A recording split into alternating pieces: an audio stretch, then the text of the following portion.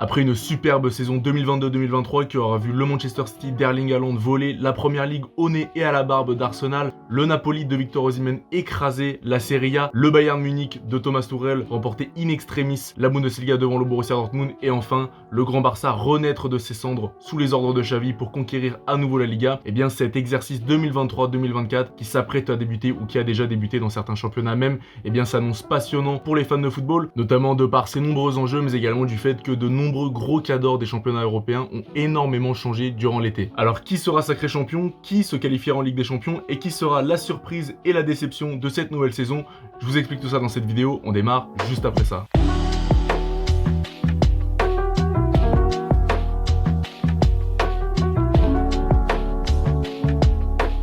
Salut à toutes et à tous, je suis super content de vous retrouver pour cette nouvelle vidéo. Aujourd'hui, on va parler football européen et plus particulièrement de cette nouvelle saison dans les 4 autres grands championnats européens. Donc on a déjà fait une vidéo sur la Ligue 1, une vidéo un petit peu pronostic, je vous invite à aller la voir si vous ne l'avez pas encore vue. Maintenant, on va se concentrer sur les 4 autres grands championnats européens, à savoir la Liga, la Première Ligue, la Serie A et la Bundesliga. Donc au lendemain du lancement de cette nouvelle saison pour certains championnats et notamment la Liga et la Première Ligue, et à l'aube du lancement de cet exercice 2023-2024 pour la Serie A et la Bundesliga, on va essayer d'analyser les forces et faiblesses de chaque club, également leur mercato, afin de dégager une tendance, essayer d'anticiper, bien sûr ça sera difficile à faire, mais essayer d'anticiper le scénario de cette nouvelle saison. Donc pour chaque championnat, après une rapide revue des différents mouvements et actus récents, eh bien je vous donnerai le top 4 de Passion Sport, mais également les deux équipes que l'on pense pouvoir être la surprise et la déception de cette nouvelle saison. Allez, on démarre sans plus tarder, on commence directement avec le plus gros morceau, la Première Ligue, c'est parti. Donc comme tous les étés en Première Ligue, énorme mercato des principaux clubs, donc difficile d'établir une hiérarchie derrière l'ogre Manchester City qui s'avance une nouvelle fois cette saison comme le principal favori à sa propre succession. Car malgré les départs notables de Mahrez et de Gundogan, ce sera très difficile pour le reste de la meute d'aller chercher l'équipe de Guardiola, car d'un point de vue offensif, on ne peut pas dire que Manchester City manque énormément de joueurs. Et au milieu de terrain, eh bien Guardiola a pallié le départ de Gundogan en recrutant Mateo Kovacic, bien accompagné par l'un des défenseurs centraux les plus prometteurs du continent, l'ancien défenseur du Red Bull Leipzig, Josko Gvardiol. Si on ajoute à cela le fait que Guardiola a réussi à convaincre ses cadres Walker et Bernardo Silva, qui étaient un petit peu sur le départ, de rester au club, eh bien on se demande vraiment qui peut aller chercher ce Manchester City. Car si on s'intéresse à d'autres cadors du championnat, et notamment Manchester United et Chelsea, eh bien c'est intéressant, il y a de l'idée, mais on peut pas dire que ce soit extrêmement convaincant non plus. On commence par Chelsea, les Blues ont énormément dégraissé, merci à l'Arabie Saoudite, car son effectif était bien trop rempli. L'année dernière c'était vraiment n'importe quoi, ils avaient plus de 30 joueurs il me semble, mais malgré tous ces départs, eh bien Chelsea a continué de recruter en masse, donc finalement ils ont tège énormément de joueurs, mais ils en ont rajouté énormément, donc finalement on se retrouve avec une situation qui est assez similaire à celle de la saison dernière, car les Blues ont vu l'arrivée de nombreux joueurs comme par exemple Nkunku, Dizazi, Jackson, Malo Gusto et Moïse Caicedo, entre autres. Bien sûr cette liste n'est pas exhaustive, mais voilà, comme je vous l'ai dit, ça fait plusieurs mercatos que Chelsea recrute en masse et ça ne mène à rien. En plus de cela, ils viennent également de changer d'entraîneur, c'est Pochettino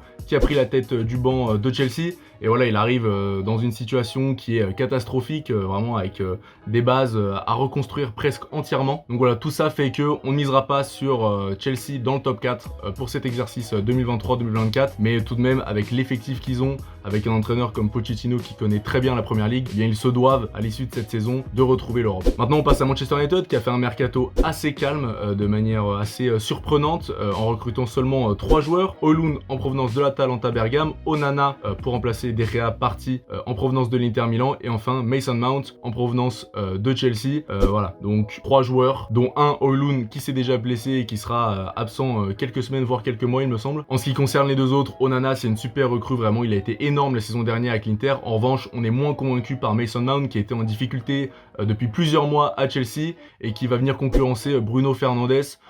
À notre sens, Manchester United n'avait pas besoin de recruter un joueur dans ce secteur, à savoir le milieu offensif. Donc voilà, même si Erik ten Hag est un très grand entraîneur et il a réussi à hisser Manchester United à la 3e place la saison dernière, on a du mal à voir Man U terminer devant les 3 autres équipes qu'on place derrière Manchester City. Alors ces 3 équipes, qui sont-elles? Eh bien on y vient. Donc à commencer par Arsenal, voilà, l'équipe qui a failli shipper le titre à Manchester City la saison dernière, mais qui a manqué un petit peu de ressources en toute fin de saison pour tenir le rythme rythme de l'équipe de Guardiola. Cette année, c'est un petit peu qui tout double pour Arsenal. C'est soit la saison dernière, c'était presque, parce qu'il n'y a pas eu d'exploit, mais presque un exploit sans lendemain, soit eh bien c'était une saison qui marquait réellement le retour au premier plan d'Arsenal en Première Ligue. Avec le reste de l'équipe, on a opté pour la deuxième option et on parie que Arsenal va terminer deuxième derrière Manchester City.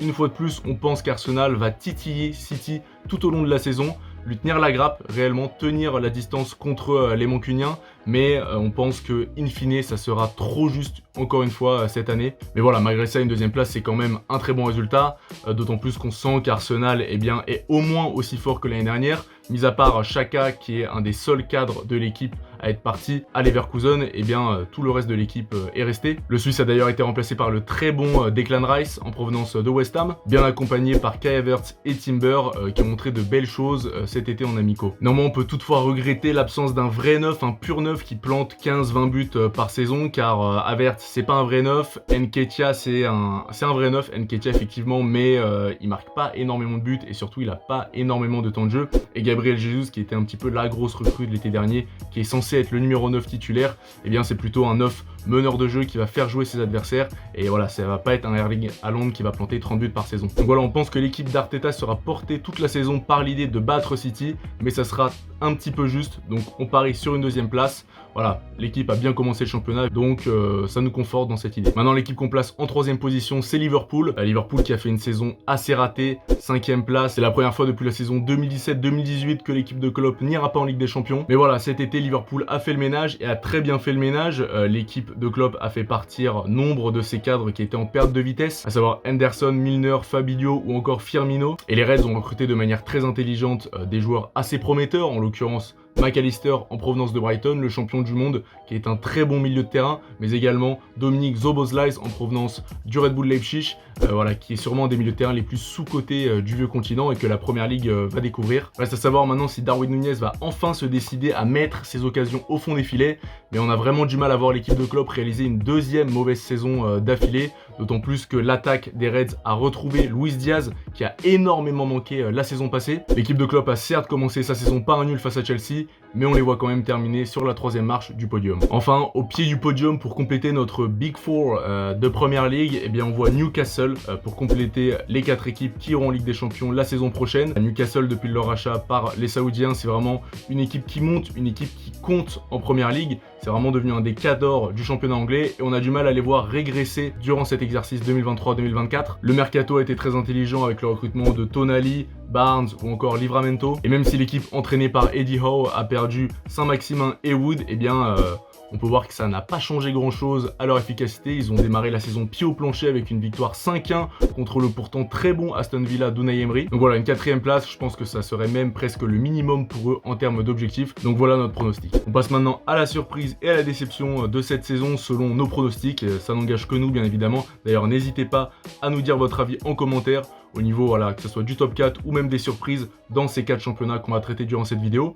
Et bien, en ce qui concerne la Première Ligue, pour la surprise, on voit bien Aston Villa, malgré la branlée prise d'entrée contre Newcastle, on les voit de nouveau faire une très bonne saison en 2023-2024. Ils ont fait un super mercato cet été avec le recrutement de Moussa Diaby, de Pau Torres ou encore de Youri Tillmans. Et à côté de ça, ils ont perdu pas grand monde. Unai Emery est resté, il a la confiance de son vestiaire et il développe un projet de jeu qui est super intéressant au niveau du collectif. Donc on les voit bien terminer même au-dessus de cette 7e place, peut-être 6e, voire 5e devant Chelsea. Voilà, c'est un petit risque de notre part, mais il faut bien en prendre de temps en temps, sinon c'est pas drôle. En ce qui concerne la déception, pour nous, elle est toute trouvée, c'est certainement Tottenham. On pense qu'ils vont pas réaliser une très bonne saison. Encore un nouvel entraîneur. Ils ont perdu Harry Kane, qui est parti au Bayern Munich et qui portait presque à lui tout seul cette équipe des Spurs. Maddison et Van de Ven en tant que recrue phare, ça paraît un petit peu léger sur le papier, d'autant plus que Son n'est plus que l'ombre de lui-même depuis la saison dernière et que Richarlison plante un but tous les 29 février.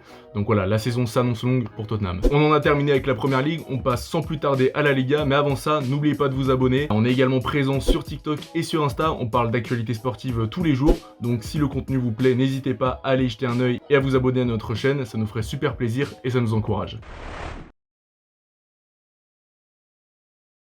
Donc comme tous les ans en Liga, le championnat est assez lisible, en tout cas il est beaucoup plus que la première ligue. On a vraiment les trois cadors, l'Atlético Madrid, le FC Barcelone et le Real Madrid qui se disputent le titre, et derrière la meute qui essaye de suivre mais qui n'y arrive jamais. Donc l'enjeu sera plus de déterminer qui finira champion, dans quel ordre ces trois cadors termineront, également de déterminer qui sera la quatrième équipe à se qualifier avec eux en Ligue des Champions la saison prochaine. Donc finalement le mercato des clubs espagnols a été relativement calme cet été, à commencer par le Real Madrid, car même si les Madrilènes ont claqué 100 millions sur Bellingham, et bah derrière il n'y a pas eu grand chose.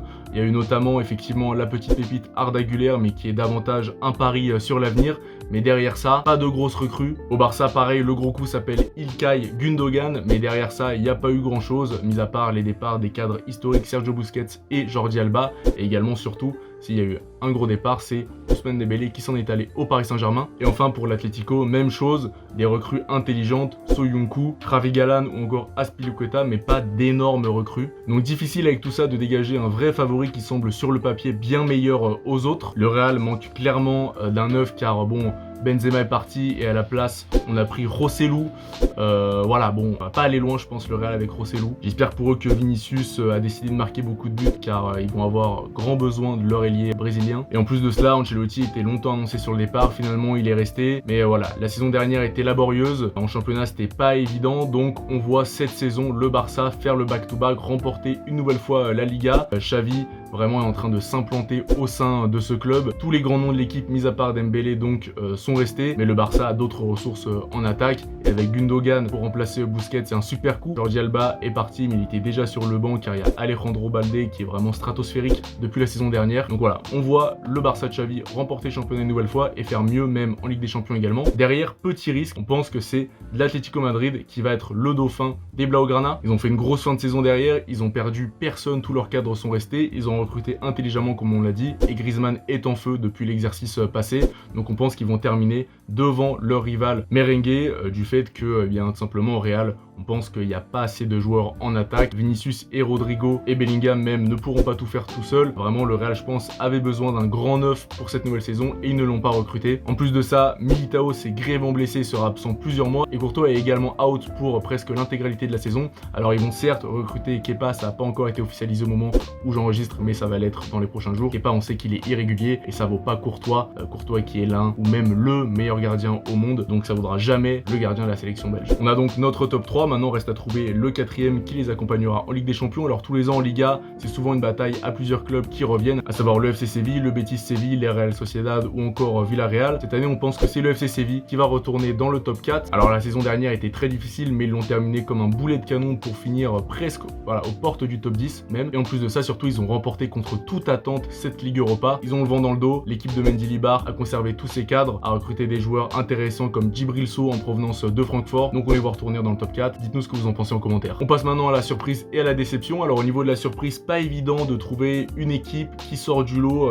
pour surperformer pour cette nouvelle saison. Avec l'équipe, on a misé sur Valence, un choix plutôt surprenant, mais Valence ça a terminé 16e la saison dernière, donc on les voit simplement terminer dans le top 10, retourner dans le top 10, peut-être aux portes des places européennes s'ils font une bonne saison. Mis à part Moussa qui est parti à l'AC Milan, ils ont conservé tous leurs cadres, ils ont gagné 4 de leurs 5 matchs de préparation cette saison, et ils ont gagné 2-0 en ouverture de la Liga contre le FC Séville qu'on place pourtant 4e. Donc voilà, on les voit retourner dans le top 10 et ça serait déjà une très bonne chose pour les Valenciens. Alors maintenant la déception, et pour nous elle est toute trouvée, elle est presque évidente, même si ça se trouve ça sera pas le cas, c'est des pronostics forcément, mais on pense que Villarreal va réaliser une saison médiocre. Ils ont perdu énormément de joueurs et des joueurs importantissimes de leur effectif comme Chukwueze, Nicolas Jackson, Pau Torres ou encore Lo Celso, et ces joueurs très importants n'ont pas été remplacés, donc on voit Villarreal ne pas réussir à se qualifier en Europe pour la saison prochaine. On en a fini avec la Liga, la Serie A nous appelle désormais, c'est parti.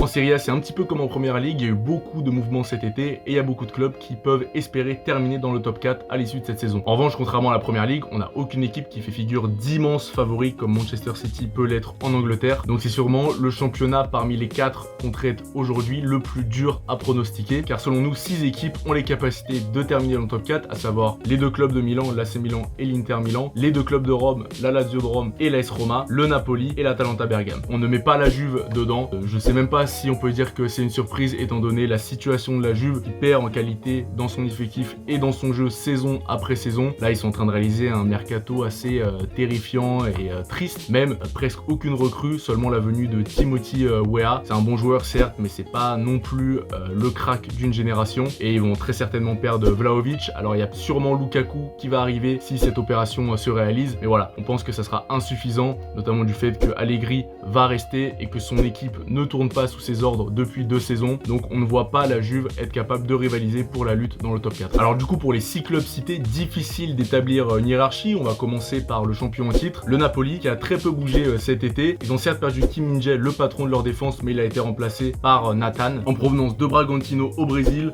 Un mec inconnu au bataillon, mais niveau recrutement, le Napoli, ça se trompe très rarement, donc on leur fait confiance. Après, le gros changement, c'est l'entraîneur. Spalletti est parti pour une année sabbatique et il a été remplacé par Rudy Garcia, un entraîneur qui connaît très bien l'Italie pour être passé par l'AS Roma entre 2013 et 2016. Maintenant, la question, c'est est-ce que les Partenopei auront la même qualité de jeu que celle développée sous les ordres de Spalletti avec Rudy Garcia cette saison?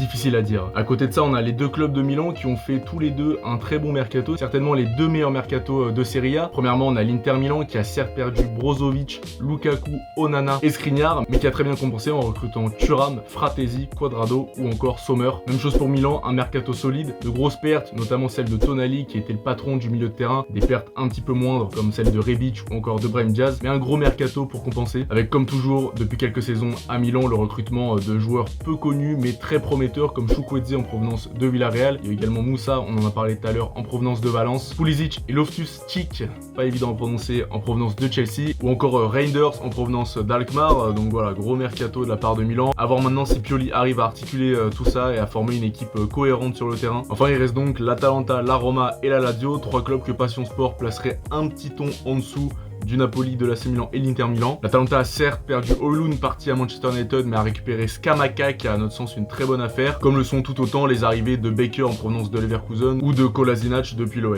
La Roma a fait aussi un mercato intéressant. Mourinho resté, c'est déjà quelque chose de très positif pour les Romains, mais il y a eu également des arrivées notables et des arrivées assez prometteuses, comme celle d'Oussem Aouar en provenance de l'OL. Et là, c'est une info de dernière minute au moment où j'enregistre, les arrivées qui sont pratiquement bouclées, presque officielles, de Leandro Paredes et de Renato Sanchez en provenance du Paris Saint-Germain. Donc sur le papier, c'est vraiment pas mal, on trouve, d'autant plus que la Roma elle a perdu seulement Wijnaldum, donc qui est rentré à Paris.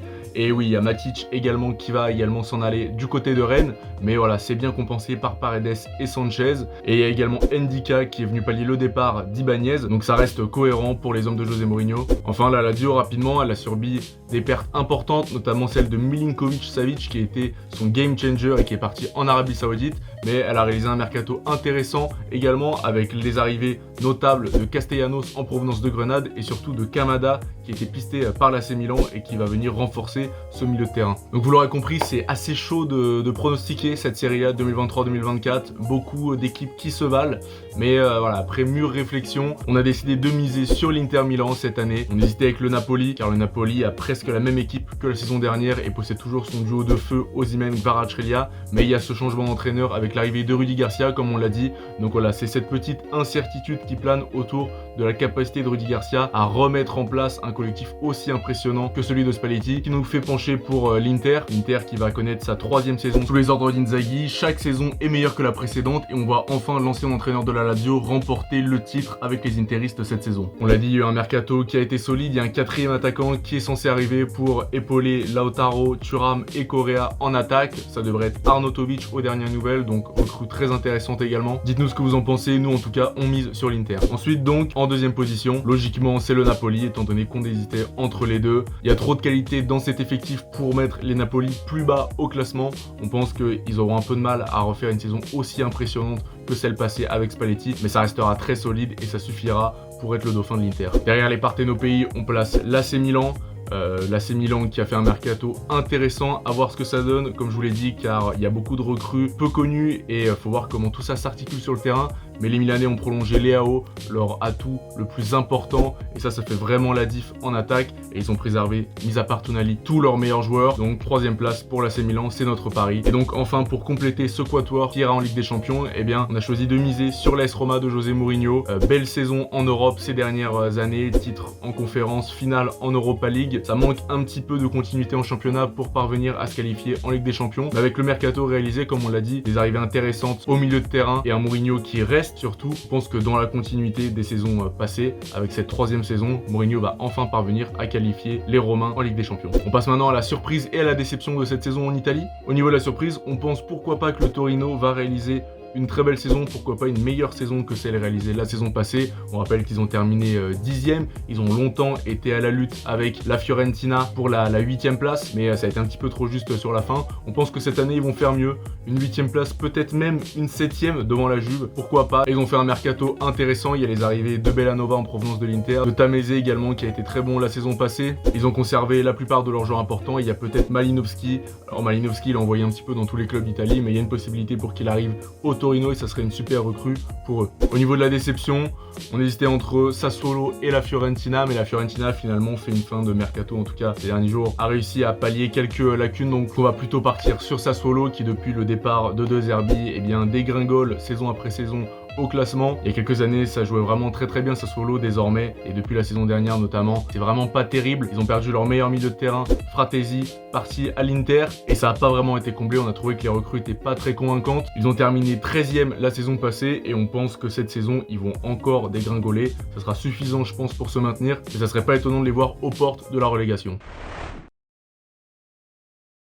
Allez, on attaque le dernier championnat, la Bundesliga. On termine donc avec le championnat où il y a le moins de suspense ces dernières saisons. Ça fait 10 ans que le Bayern Munich surdomine cette Bundesliga, même si l'année dernière, ils n'ont jamais été aussi proches de perdre leur titre. Ils ont réussi à le glaner seulement à la dernière journée in extremis devant le Borussia Dortmund. Mais même après ça, difficile de ne pas placer le Bayern Munich comme grand favori à sa propre succession. Le champion en titre a certes perdu Cancelo, Hernandez et Mané, mais a recruté Kim, Laimer, Guerrero et surtout l'un des meilleurs numéro 9 au monde, Harry Kane, pour un montant record, le plus gros montant de toute l'histoire de la Bundesliga. Et c'est vraiment un joueur, donc ce numéro 9, ce pur 9 qui manquait énormément au Bayern Munich la saison dernière. Et là, ça y est, ils ont leur grand attaquant pour remplacer Lewandowski. Donc même si Neuer est toujours blessé et que Sommer est parti, donc le Bayern doit encore trouver un nouveau gardien, eh bien on pense que ça va se décanter d'ici à la fin du mercato. Et donc on place vraiment le Bayern comme grand favori. On voit pas qu'est-ce qui pourrait leur arriver une fois de plus cette saison. D'autant plus que ses principaux concurrents ont beaucoup bougé cet été. Alors on a Leipzig qui est très intéressant et qui d'ailleurs